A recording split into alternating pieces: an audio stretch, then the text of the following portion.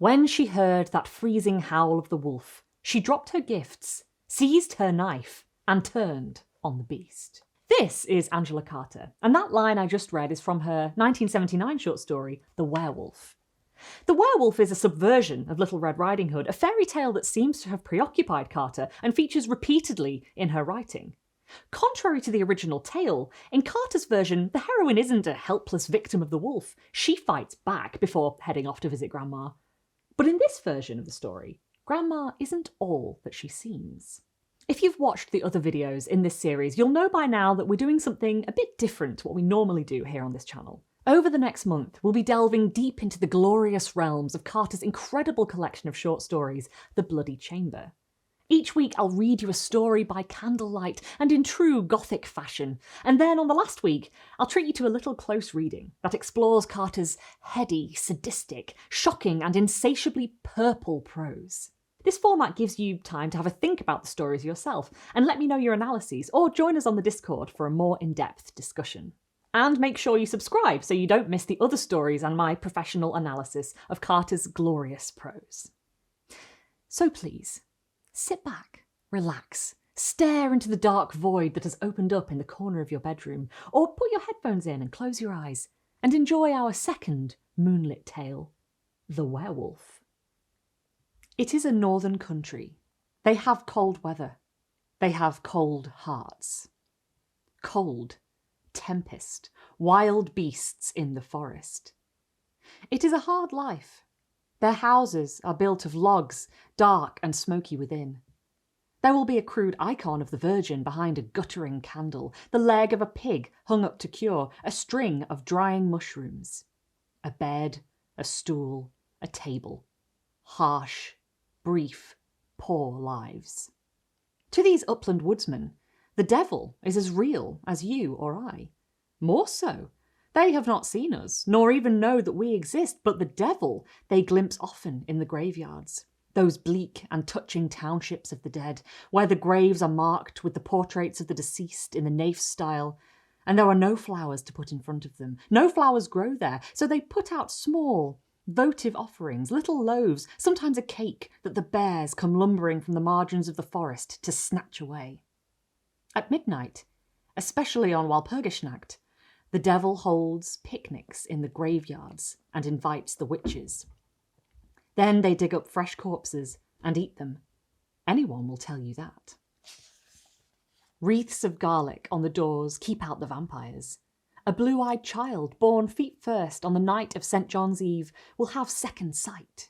When they discover a witch, some old woman whose cheeses ripen when her neighbours do not, another old woman whose black cat, oh, sinister, follows her about all the time, they strip the crone, search for her marks, for the supernumerary nipple her familiar sucks.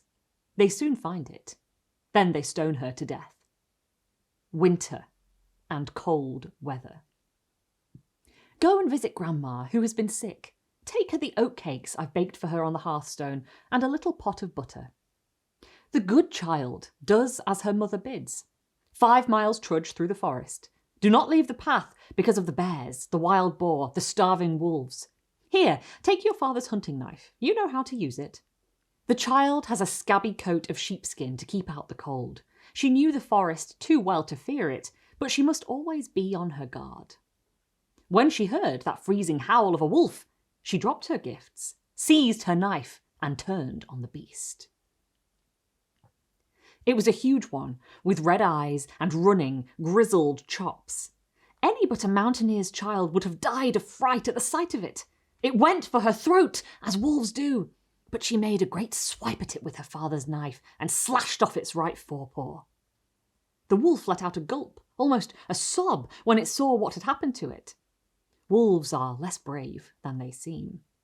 It went lolloping off disconsolately between the trees, as well as it could on 3 legs, leaving a trail of blood behind it. The child wiped the blade of her knife clean on her apron, wrapped up the wolf's paw in the cloth in which her mother had packed the oatcakes, and went on towards her grandmother's house. Soon it came on to snow so thickly that the path and any footsteps, track or spoor that might have been upon it were obscured. She found her grandmother was so sick she had taken to her bed, and fallen into a fretful sleep, moaning and shaking so that the child guessed she had a fever. She felt the forehead. It burned. She shook out the cloth from her basket to use it to make the old woman a cold compress, and the wolf's paw fell to the floor. But it was no longer a wolf's paw. It was a hand, chopped off at the wrist, a hand toughened with work and freckled with old age. There was a wedding ring on the third finger and a wart on the index finger. By the wart, she knew it for her grandmother's hand. She pulled back the sheet, but the old woman woke up at that and began to struggle, squawking and shrieking like a thing possessed. But the child was strong and armed with her father's hunting knife. She managed to hold her grandmother down long enough to see the cause of her fever. There was a bloody stump where her right hand should have been, festering already. The child crossed herself and cried out so loud the neighbours heard her and came rushing in.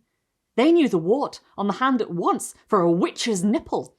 They drove the old woman, in her shift as she was, out into the snow with sticks, beating her old carcass as far as the edge of the forest, and pelted her with stones until she fell down dead. Now the child lived in her grandmother's house. She prospered. Are you yet to have your fill of Angela Carter's dark fairy tales? Listen to her very short story, The Snow Child, by clicking here next.